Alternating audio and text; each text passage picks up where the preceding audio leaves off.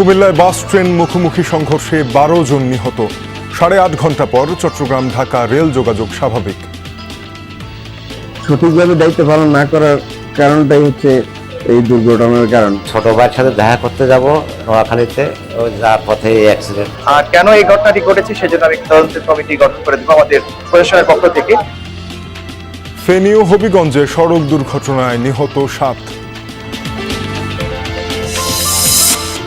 জামালপুরে ব্রহ্মপুত্র নদে ভাসমান সেতু ভেঙে নিহত ৫ শিশুর দাফন সম্পন্ন। ৪ সদস্যের তদন্ত কমিটি গঠন। ঈদের ছুটি উপভোগে পর্যটন কেন্দ্রগুলোতে মানুষের ভিড়। পাহাড় সাগরে পরিবার নিয়ে সময় কাটাচ্ছেন ভ্রমণ পিপাসুরা। এরকম পরিবেশ কখনোই পাইনি, আনন্দময় একটা পরিবেশ। ঈদের মৌসুমে আগে থেকে ভাবা ছিল যে অনেক মানুষ থাকবে, ঠিকই অনেক মানুষ দেখছি।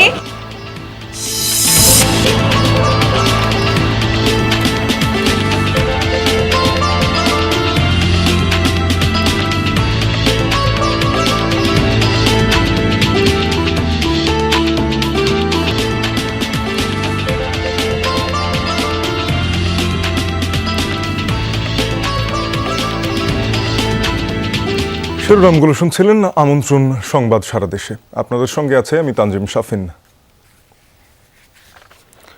কুমিল্লায় বাস ট্রেন সংঘর্ষে নারী শিশু সহ ১২ জন নিহত হয়েছেন। আহত ১০ জন হাসপাতালে চিকিৎসাধীন। প্রত্যক্ষদর্শীরা জানায় বাসটিকে প্রায় ১ কিলোমিটার টেনে নিয়ে গেছে ট্রেনটি। স্থানীয়দের অভিযোগ, রেল ক্রসিংয়ে গেটম্যান না থাকায় এই দুর্ঘটনা। দায়ীদের বিরুদ্ধে ব্যবস্থা নেওয়ার দাবি স্থানীয়দের। দুর্ঘটনার কারণ অনুসন্ধানে ২টি তদন্ত কমিটি গঠন করেছে জেলা প্রশাসন ও রেলওয়ে বিভাগ। এছাড়াও দায়িত্ব অবহেলার দায়ে ২ জন গেটম্যানকে চাকরি থেকে অব্যাহতি দেওয়া হয়েছে।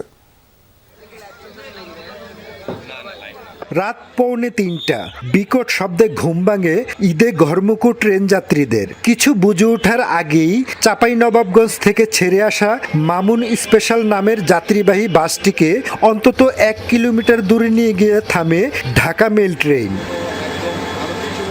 এই ঘটনায় বাসে থাকা যাত্রীদের মধ্যে ১২ জনের মৃত্যু হয়, আহত হয় অন্তত ১০ জন। ২ নারী ও ৩ শিশু সহ ১২ জনের প্রাণহানির ঘটনায় এলাকায় নেমে এসেছে শোকের ছায়া। স্বজন হারানো পরিবারগুলোর আহাজারিতে ভারী হয়ে উঠেছে পুরো পরিবেশ। দেখে যে ট্রেনে নিয়ে আসছে অনেক দূর, প্রায় ১ কিলোর মতো। তখন ট্রেন ফিরে আসলে তখন দেখে যে সামনের পাশে একবারে সে দুবড়ে মুচড়ে একাকার হয়ে গেছে। এর আগেও এই রেল ক্রসিংয়ে ঘটেছে একাধিক দুর্ঘটনা। স্থানীয়দের অভিযোগ, নিরাপত্তা ব্যবস্থা দুর্বল থাকলেও তা নিয়ে কোনো কার্যকর পদক্ষেপ নেয়নি সংশ্লিষ্ট কর্তৃপক্ষ। আর সেই অবহেলার খেসারতি দিতে হলো নিরীহ যাত্রীদের। যখন ওই গাড়িতে আপনার শব্দ হলো, ওখানে সব মানুষ শুধু আল্লাহ আল্লাহ করতেছে। ওই মোড়ে আপনার ওই যে লাইনম্যান যে রেলের ইয়েটা ফালাবে, ঠিক আছে, ওটা আপনি ফালায় নাই, উনি ঘুমাইতেছিল হয়তো বা, পুরোটা দায়ী হয়েছে উনি। আমরা ট্রেনেতে রানি ট্রেনে ফালায় নামছি, নামার পরে দেখলাম যে বাসটার সামনে। দুর্ঘটনার পরপরই 999-এ ফোন পেয়ে দ্রুত উদ্ধার কাজে নামে ফায়ার সার্ভিস ও সিভিল ডিফেন্স। আহতদের উদ্ধার করে নেওয়া হয় হাসপাতালে। রোগীগুলো আসা শুরু করে অ্যারাউন্ড ৪টা নাগাদ। তো তখন অন স্পট আমরা যে রোগীগুলো দেখতে পাই, এর মধ্যে প্রায় টোটাল ১২ জন আমরা নিহত পাই। অন স্পটেই আমাদের স্পট ডেথ আছে, ব্রড ডেথ আছে ১২ জন। বাসটা হলো মামুন পরিবহন, এটা চাঁপাইনবাবগঞ্জ নোয়াখালীর উদ্দেশ্যে যাচ্ছে, এই আমাদের বিশ্ব রোডের মেইন রোডের মুখোমুখি। এবং ট্রেনটা হলো ঢাকা মেল, কিন্তু চট্টগ্রাম থেকে ঢাকামুখী, ঠিক আছে। যেভাবে রাস্তা প্লাস ক্রসিং হয়েছে, আমার যতটুকু ধারণা খুব দ্রুত কি ট্রেনটা যাচ্ছে। এদিকে দুর্ঘটনার কারণ অনুসন্ধানে ২টি পৃথক তদন্ত কমিটি গঠন করেছে বাংলাদেশ রেলওয়ে ও জেলা প্রশাসন। তদন্ত কমিটিকে দ্রুত সময়ের মধ্যে প্রতিবেদন জমা দেওয়ার নির্দেশ দিয়েছে জেলা প্রশাসক। রেলওয়ে যিনি কর্মকর্তা রয়েছেন আমাদের ঊর্ধ্বতন মিনিস্ট্রিতে, তাদেরকে জানানো হয়েছে, তারা সেখান থেকে এটি খোঁজ খবর নেওয়া যায়, তাদের তদন্ত কমিটি গঠন করেছে। সঠিক তদন্তের মাধ্যমে দোষীদের দৃষ্টান্তমূলক শাস্তির দাবি স্থানীয়দের।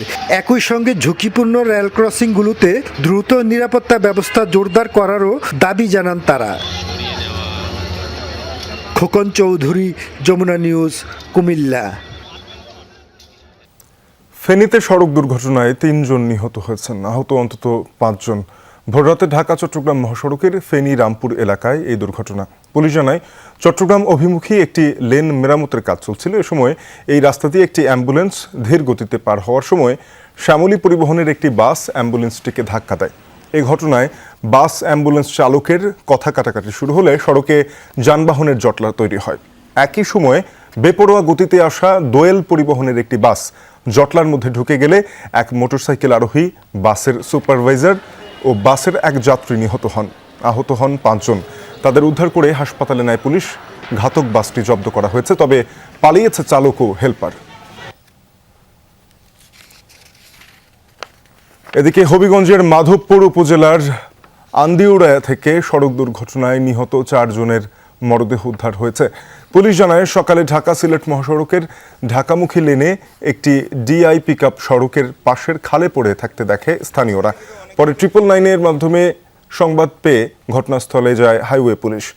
উদ্ধারের পর পিকআপটির ডান দিকের কিছু অংশ দোমড়ানো মোচড়ানো অবস্থায় পাওয়া যায়। এছাড়া কেবিনের ভিতর এক কিশোর সহ 4 জনের মরদেহ উদ্ধার করে পুলিশ।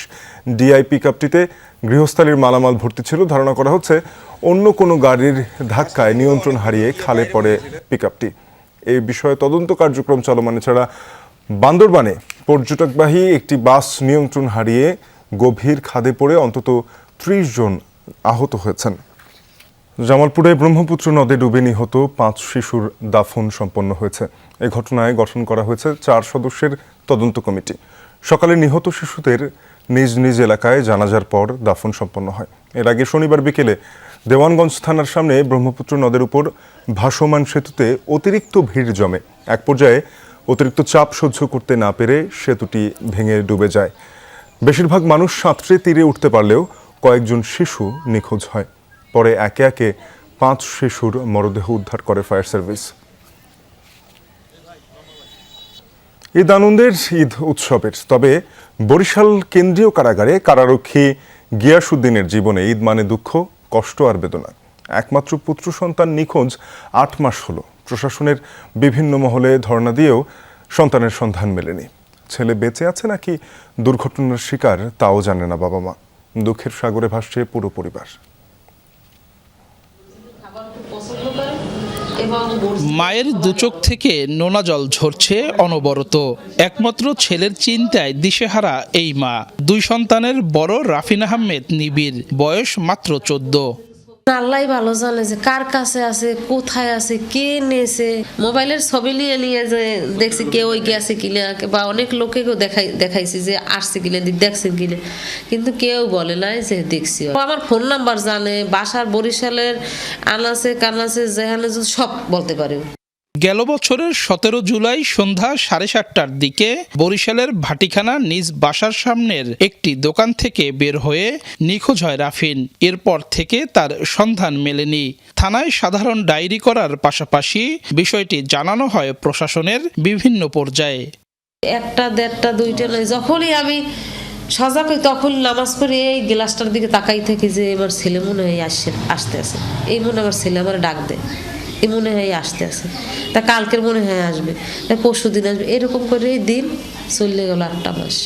আইজিবিসকে জানানো হয়, অবহিত হয়। তারাও মানে পিআইউ সদস্যদেরকে নিয়ে, আমাদের একজন স্যার ছিলেন, উনি আসছিলেন আমাদের সাথে, হ্যাঁ, রিয়াল স্যার, উনি বিভিন্ন জায়গায় খোঁজাখুঁজি করছেন আমাদেরকে নিয়ে। আমরা তার বিভিন্ন জায়গায় খোঁজাখুঁজি করছি, কিন্তু কোথাও কোনো তথ্য পাওয়া যায় নাই। লেখাপড়ায় মেধাবী রাফিন, স্বপ্ন অনেক বড় হওয়ার। পড়ার টেবিল ও বইগুলো আগের মতোই রয়েছে, শুধু সন্ধান নেই রাফিনের। বই খাতার মধ্যেই ছেলের স্মৃতি খুঁজে ফিরছেন অসহায় বাবা মা।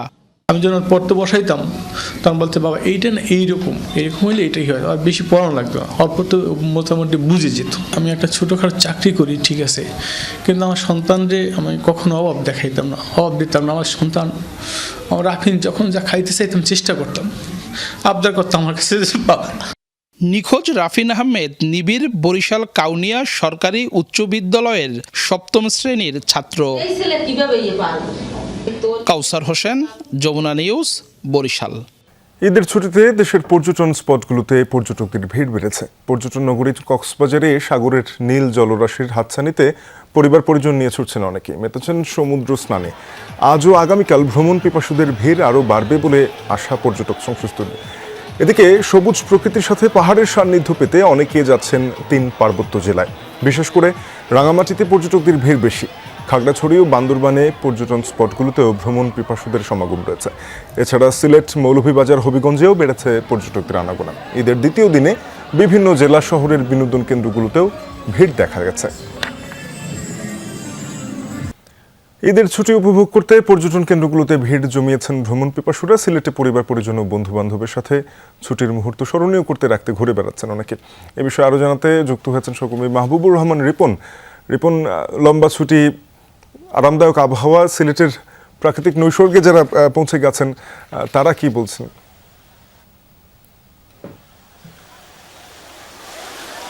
শাফিন ঠিকই বলেছেন, একটু আবহাওয়া বৈরী মনে হচ্ছে। একটু আগেই বৃষ্টি শুরু হয়েছে, যদিও প্রকট না, তারপরেও কিন্তু এখানে যারা এসেছেন, বিশেষ করে সাদা পাথর পর্যটন কেন্দ্রে যারা কিন্তু উপভোগ করছেন, পানিতে যারা নেমেছেন তাদের জন্য তো আসলে বৃষ্টি তেমন কিছু না, কিন্তু উপরে যারা আছেন, যারা এখনো পানিতে নামেননি, তারা হয়তো একটু তাদের হয়তো বিঘ্ন ঘটবে, কিন্তু আনন্দের কিন্তু কমতি নেই। এই মুহূর্তে আপনি দেখতে পাচ্ছেন যে এই যে পাথরে আছড়ে পড়া স্বচ্ছ জলে অনেকেই কেউ পরিবার পরিজন নিয়ে এই আনন্দ উপভোগ করছেন, সেগুলো ফ্রেম বন্দি করছেন। এই ব্যস্ততাই কিন্তু মূলত চলছে এই মুহূর্তে সাদা পাথর পর্যটন কেন্দ্রে। এখানকার পরিবেশ যদি বলি যে স্বর্গীয় অনুভূতি মানুষের এই মুহূর্তে, কারণ বৃষ্টির কারণে কিছু সুবিধা হয়েছে কিছু মানুষের, আবার কিছু মানুষের কিছুটা একটু বিঘ্ন ঘটছে। তারপরেও আনন্দ উপভোগ করতে কিন্তু কমতি নেই এখানকার মানুষের। আপনি শিশু থেকে শুরু করে সব বয়সের মানুষরাই কিন্তু পর্যটন কেন্দ্রগুলোতে ভিড় করছে। সাদা পাথরে এই মুহূর্তে প্রায় হাজারো পর্যটকের ভিড় জমেছে এবং আগামী 2 দিন আরও এই ভিড় বাড়বে বলে এখানকার লোকজন মনে করছেন। যদিও এখানকার যে পরিবেশ, আজকের যে পরিবেশ রয়েছে, সেটা যদি আগামী 2 দিন এরকম পরিবেশ থাকে, বিশেষ করে রৌদ্রোজ্জ্বল না হয়, একটু মেঘলা থাকে, তাহলে পর্যটকদের জন্য একটু সুবিধা হয়। এবং সেই সুবিধা যদি থাকে তাহলে হয়তো পর্যটকদের ভিড় আরও 2-3 দিন এরকম থাকবে। এবং এই সাদা পাথর, সিলেটের জাফলং সহ অন্যান্য যে কেন্দ্রগুলো আছে সেখানেও মানুষের ভিড় নেমেছে। সাবির, রিপন, দেখছিলাম আপনার মাধ্যমে পর্যটকরা জলকেলিতে মেতেছেন, পরিবারের সাথে আনন্দ মুহূর্তগুলো ধারণ করছেন মুঠোফোনে। নিশ্চয়ই সেখানকার আরও খবর পরবর্তী আপনার কাছে আবারও জানবো। ধন্যবাদ আপনাকে। এ ছিল সংবাদ সারা দেশের এখনকার আয়োজনে। এতক্ষণ সাথে থাকার জন্য সবাইকে ধন্যবাদ।